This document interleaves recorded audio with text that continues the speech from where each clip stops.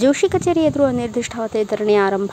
ಮಹದಾಯಿ ಮತ್ತು ಕಳಸಾ ಬಂಡೂರಿ ಯೋಜನೆ ಅನುಷ್ಠಾನಕ್ಕೆ ಕೇಂದ್ರ ಸಚಿವ ಪ್ರಹ್ಲಾದ್ ಜೋಶಿ ಅವರು ಅನುಮತಿ ಕೊಡಿಸಬೇಕು ಎಂದು ಆಗ್ರಹಿಸಿ ನಗರದ ಚಿಟಗುಪ್ಪ ಆಸ್ಪತ್ರೆಯ ಬಳಿ ಸಿದ್ದಪ್ಪ ಕಂಬಳಿ ಪ್ರತಿಮೆ ಬಳಿ ಕಳಸಾ ಬಂಡೂರಿ ರೈತ ಹೋರಾಟ ಸಮಿತಿ ಇಂದಿನಿಂದ ಅನಿರ್ದಿಷ್ಟಾವಧಿ ಆರಂಭಿಸಿದೆ. ಈಗಾಗಲೇ ಮಹದಾಯಿ ವಿಚಾರದಲ್ಲಿ ನ್ಯಾಯಾಧಿಕರಣ ತೀರ್ಪು ನೀಡಿದೆ. ಆದರೆ ಗೋವಾ ಸರ್ಕಾರ ತನ್ನ ಖ್ಯಾತೆ ಮುಂದುವರಿಸಿದೆ. ಕೇಂದ್ರ ಸರ್ಕಾರ ಈ ವಿಷಯದಲ್ಲಿ ತಾರತಮ್ಯ ಧೋರಣೆ ಅನುಸರಿಸುತ್ತಿದ್ದರು. ಅದರಲ್ಲಿ ಕೇಂದ್ರ ಸಚಿವ ಪ್ರಹ್ಲಾದ್ ಜೋಶಿ ಅವರು ಕುಮ್ಮಕ್ಕು ಅಡಗಿದೆ ಎಂದು ಪ್ರತಿಭಟನಾಕಾರರು ಆರೋಪಿಸಿದರು.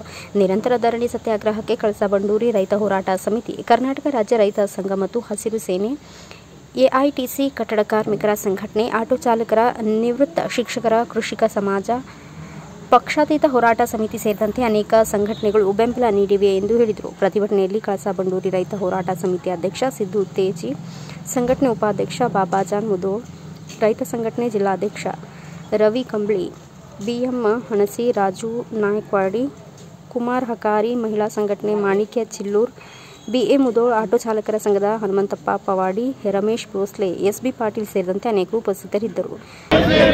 ಪ್ರಧಾನಮಂತ್ರಿಗಳು ಮಧ್ಯಸ್ಥಿಕೆ ವಹಿಸಲೇಬೇಕು. ಗೋವಾ ಮುಖ್ಯಮಂತ್ರಿಗೆ ಏನಿಧಿಕಾರ? ಕಳಸಾ ಬಂಡೂರಿ ಕಾಮಗಾರಿ ಚಾಲನೆ ಕೊಡಲೇಬೇಕು. ಟ್ರಿಬ್ಯುನಲ್ ಆದೇಶ ಪ್ರಕಾರ ಪ್ರಧಾನಮಂತ್ರಿ ಮಧ್ಯಸ್ಥಿಕೆ ವಹಿಸಲೇಬೇಕು. ಕೇಂದ್ರ ಸರ್ಕಾರ ಸರ್ವಪಕ್ಷ ಸಭೆಯನ್ನು ಮಾಡಲೇಬೇಕು. ಆದೇಶ ಪ್ರಕಾರ ಕಾಮಗಾರಿ ಪ್ರಾರಂಭ ಮಾಡಿಸಲೇಬೇಕು.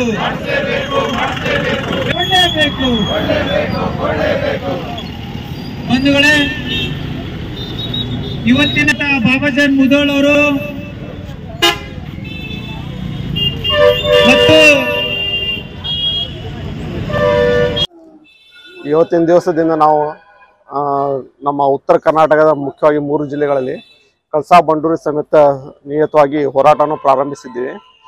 ಈ ಹೋರಾಟಕ್ಕೆ ಸಂಬಂಧ ನಮ್ಮ ಕ್ಷೇತ್ರದ ಮೆಂಬರ್ ಆಫ್ ಲೋಕಸಭಾ ಇದ್ದ ಪ್ರಹ್ಲಾದ್ ಜೋಶಿ ಅವರು ಶೀಘ್ರವಾಗಿ ಈ ಸಮಸ್ಯೆಯನ್ನು ಬಗೆಹರಿಸಬೇಕು.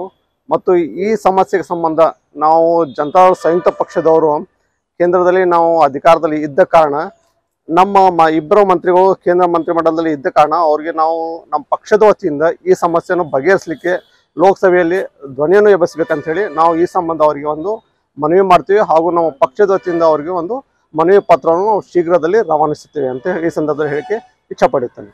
Thank you. ಅಂದ್ರೆ ನಾನು ಮಹದಾಯಿ ಯೋಜನೆಗೆ ಈಗಾಗಲೇ ಪ್ರತಿಭಟನೆಯನ್ನು ನಡೆಸ್ತಾ ಇದ್ದೀವಿ. ಯಾಕಂದರೆ ಕುಡಿಯುವ ನೀರಿನ ಅವಶ್ಯಕತೆ ಈ 3 ಜಿಲ್ಲೆಗಳಲ್ಲಿ ಅವಶ್ಯಕವಾಗಿರುವುದರಿಂದ ಇದು ಬಹಳ ದಿನದಿಂದ ನೆನೆಗುದಿಗೆ ಬಿದ್ದಿದೆ ಮಹದಾಯಿ ಯೋಜನೆ. ಇದನ್ನು ಸರಿಪಡಿಸಿಕೊಳ್ಳಲು ನಮ್ಮ ಮಾನ್ಯ ಸಂಸದರು ಹಾಗೂ ಮೇಧಾವಿ